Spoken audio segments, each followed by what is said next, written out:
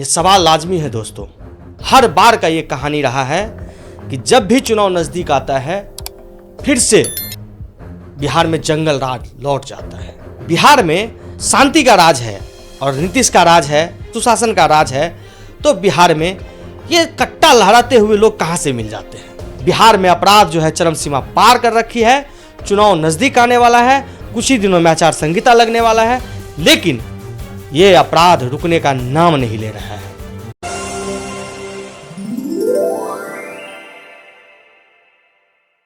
नमस्कार दोस्तों, बिहार में हत्याएं, अपहरण चरम सीमा पार कर रही है और पक्ष विपक्ष एक दूसरे पर निशाना साधने के लिए वाद्य नहीं आ रहे हैं। बिहार का बार बार जिक्र एक ही चीज का होता है, जंगल राज। जंगल राज, लालू और राबड़ी का राज को जंगल राज कहा जाता है। नीतीश के राज को कहा जाता है कि अब बिहार को जंगल राज से मुक्ति मिली है। लेकिन दोस्तों, जब जब नीतीश सरकार 5 साल पूरा करने को रहती है, चुनाव नज़दीक आती है, चुनाव नज़दीक आते ही बिहार में फिर से नरसंहार शुरू हो जाता है। हर बार का ये कहानी है, जब चुनाव का 6 महीना बचा हुआ हो तब बिहार में हत्याएं शुरू हो जाती है। उसके बाद अपहरण शुरू हो जाते हैं, बड़े बड़े लोगों की हत्याएं हो जाती है। हाल ही में पटना में एक बिजनेसमैन का हत्या हो गया। 2 दिन पहले पूर्णिया में 5 लोगों को जला दिया गया। सिवान में हत्याएं हुई, एक ही परिवार के कई लोगों का। ऐसे कई न्यूज़ हैं जो आपको देखने को मिल रहा होगा। पर बात यह है कि जिस जंगल राज को नीतीश कुमार जी संबोधन करते रहते हैं हर बार, वो जंगल राज चुनाव के नजदीक आते ही क्यों शुरू हो जाता है। ये सवाल लाजमी है दोस्तों। हर बार का ये कहानी रहा है कि जब भी चुनाव नजदीक आता है फिर से बिहार में जंगल राज लौट जाता है। लेकिन सरकार कहती है कि यहां पे शासन और प्रशासन मुस्तैदी से काम कर रही है। बात यह भी है, नीतीश कुमार ने जब शराबबंदी किया था बिहार में, तो बताया गया था कि बिहार से क्राइम का रेट जो है कम हो जाएगा। लेकिन जहां तक शराबबंदी के बाद बिहार का क्राइम रेट कम नहीं हुआ और बढ़ता ही जा रहा है। शराबबंदी से पहले का बिहार और शराबबंदी के बाद का बिहार, दोनों में कहीं ना कहीं अंतर देखने को मिलता है। शराबबंदी से एक फायदा जरूर हुआ है कि सरकार को नुकसान पहुंची है, लेकिन जो आम जनमानस है, जो शराब का ठेकेदार बन बैठे हैं, उनको फायदा मिल रही है। सरकार अपने घाटे की वजह से बिहार में डीजल और पेट्रोल से पैसे वसूली करती है। अन्य राज्य की अपेक्षा बिहार में डीजल और पेट्रोल महंगा मिलता है। अब बात आता है कि ये जितने भी अपराधी हैं, ये 6 महीने पहले चुनाव से क्यों एक्टिव हो जाते हैं। इसका मुख्य कारण है पक्ष और विपक्ष, क्योंकि दोनों ने अपराधियों का मनोबल बढ़ा रखा है। हाल ही में खान सर ने अपने बयान में बताया कि जैसे पटना में एनकाउंटर हुआ है, इसी तरह से बिहार में यूपी मॉडल की आवश्यकता है, योगी आदित्यनाथ मॉडल की आवश्यकता है। जब तक बिहार में दिन दहाड़े एनकाउंटर नहीं होगी, तब तक ये बिहार शांत होने वाला नहीं है। जिस बिहार को हम शांति का, अमन और चैन का प्रतीक मानते हैं, उस बिहार में आज भी दिन दहाड़े लोगों को मार दिया जाता है और प्रशासन दारू माफिया को ढूंढने में परेशान रहती है और न तो हत्यारे को पकड़ पाती है और न हत्यारे का एनकाउंटर हो पाता है। अगर 6 महीने का आंकड़ा निकाल के देखा जाए तो 6 महीने में 1 से 2 एनकाउंटर भी संभव नहीं हो पाई है प्रशासन से। लेकिन अगर हत्या की बात करें तो पिछले 7 दिन के भीतर में बिहार में लगभग 50 हत्याएं हुई है। लेकिन हत्यारा कौन है, हत्यारा कहां से आता है, उस हत्यारे को हथियार कहां से मिलता है, ये बिहार सरकार की जो प्रशासन है वो पता नहीं कर पाती है। बात उठता है दोस्तों कि बिहार में शांति का राज है और नीतीश का राज है, सुशासन का राज है, तो बिहार में ये कट्टा लहराते हुए लोग कहां से मिल जाते हैं। क्या शासन प्रशासन इस चीज पे सख्ती नहीं बरत सकती?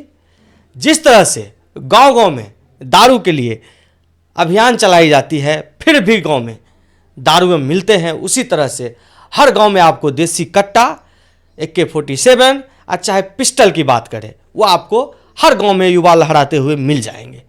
लेकिन सवाल तो उठेगा दोस्तों, सवाल ये लाजमी है कि अगर शासन प्रशासन मजबूत रहता तो इस तरह से अपराधी खुलेआम नहीं घूमते और इस तरह से अपराधी खुलेआम हत्या नहीं करते। लेकिन हर बार जब हत्या हो जाती है तब प्रशासन से और शासन से एक ही आश्वासन मिलता है कि हम इसको सख्ती से कार्रवाई करेंगे। बाद में कार्रवाई क्या होता है कि अगर किसी बड़े लोगों का हत्या हो गया हो तो उसका एनकाउंटर हो जाता है, और किसी आम नागरिक का हत्या हुआ हो तो बस वह केस या FIR जो भी है वो ठंडे बस्ते में डाल दिया जाता है। बात यह है कि एक ही देश, एक ही राज्य और एक ही राज्य में दो तरह का शासन और प्रशासन, ये कैसे संभव होता है? किसी नेता के घर में किसी तरह का इंसिडेंट हो जाए तो उस पर शासन और प्रशासन दोनों एक्टिव हो जाते हैं, लेकिन किसी आम नागरिक के साथ कोई हादसा हो जाए तो उस बिहार में कोई देखने वाला नहीं होता है कि आखिर उसके साथ क्या हुआ है। तो दोस्तों, ये हमारी नाकामी है जो हम चुनाव नज़दीक आते ही विभिन्न पार्टियों का झंडा उठाने का काम करते हैं, विभिन्न पार्टियों के लिए काम करना शुरू कर देते हैं, लेकिन पार्टियां जब जीत करके सत्ता में आती है तो उससे सवाल करना हम भूल जाते हैं। बस पूछते हैं क्या, तो मंत्री जी के साथ फोटो खिंचवाना है, विधायक जी के साथ स्टोरी लगाना है, बस यही करके हम निश्चिंत हो जाते हैं। बिहार में अपराध जो है चरम सीमा पार कर रखी है। चुनाव नज़दीक आने वाला है, कुछ ही दिनों में आचार संहिता लगने वाला है, लेकिन ये अपराध रुकने का नाम नहीं ले रहा है। माननीय उप मुख्यमंत्री कहते हैं कि हम अपराधी को नहीं बख्शेंगे, तब कहते हैं जब पटना में एक बिजनेसमैन का हत्या कर दिया जाता है, लेकिन वही मुख्यमंत्री चुप बैठते हैं, पूर्णिया में 5 लोगों को जला दिया जाता है। वही उप मुख्यमंत्री चुप बैठते हैं जब सिवान में एक ही परिवार के लोगों की हत्या हो जाती है। अगर 1 साल का आंकड़ा देखा जाए तो विभिन्न जगह पे विभिन्न तरह से हत्याएं हुई, लेकिन एनकाउंटर के नाम पे एक पटना में जो 2 दिन पहले एनकाउंटर हुआ है वो हुआ है। क्यों दोस्तों, क्या बिहार में माननीय योगी आदित्यनाथ जी की तरह यूपी मॉडल को अपनाया नहीं जा सकता है? अपराधी को खत्म किया नहीं जा सकता है?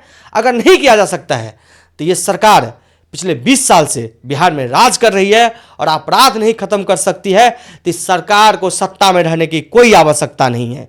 ये सरकार बोल दे कि हम बिहार से जंगल राज तो साफ नहीं कर पाए, लेकिन अपराध बढ़ा करके हमने छोड़ दिया है। जंगल राज का बार बार जिक्र करके यह सरकार लोगों को गुमराह कर देती है, लेकिन अपराध रोक नहीं पाती है। हर गांव, हर समाज, हर गांव, हर टोले, हर मोहल्ले का यही हाल है, जहां अपराधी खुलेआम घूमते रहता है। अपराधी खुलेआम लोगों को धमकियां देती है कि हम ये कर देंगे, हम वो कर देंगे, लेकिन कोई प्रशासन के कान के तले जू नहीं रेंगता है। जो प्रशासन उस अपराधी को जेल के सलाखों के पीछे डाले या अपराधी का एनकाउंटर करे। दोस्तों, एनकाउंटर छोटा सा शब्द नहीं है, शब्द बहुत बड़ा है, लेकिन बिहार में एनकाउंटर की बहुत ज़रूरी है। इसलिए जब तक बिहार में 100, 200, 400 एनकाउंटर नहीं होगा तब तक अपराधी का मनोबल नहीं टूटेगा, क्योंकि पक्ष और विपक्ष दोनों ही चाहता है कि अपराधी अपना मनोबल बढ़ाए रखे। ऐसे ही चुनाव नज़दीक आए तो हम लोगों का हत्याएं करते रहे और सरकार अपनी रोटियां सेकते रहे, पक्ष और विपक्ष अपनी रोटियां सेकते रहे और लोगों को बरगलाते रहे कि हमने यह काम करके दिखाया, और विपक्ष हर बार यही चीज़ बोलते रहे कि अभी भी बिहार अपराध मुक्त नहीं हुआ है। तो दोस्तों, अगर आप चाहते हैं कि बिहार अपराध मुक्त हो तो इस चुनाव आने से पहले, अभी चुनाव में समय है, आप लोग एकजुट होइए और इस सरकार के खिलाफ, चाहे पक्ष हो या विपक्ष हो, सभी पार्टियों के खिलाफ आवाज़ उठाइए कि बिहार को अपराध मुक्त बनाए और बिहार में इस तरह का जो जघन्य अपराध होता है, अपराधी खुलेआम घूमता है, ऐसे अपराधियों का एनकाउंटर हो और बिहार को शांति और अमन का चैन नींद सोने का हक प्राप्त हो। दोस्तों, हम अपनी बातों को यहीं पे समाप्त करेंगे।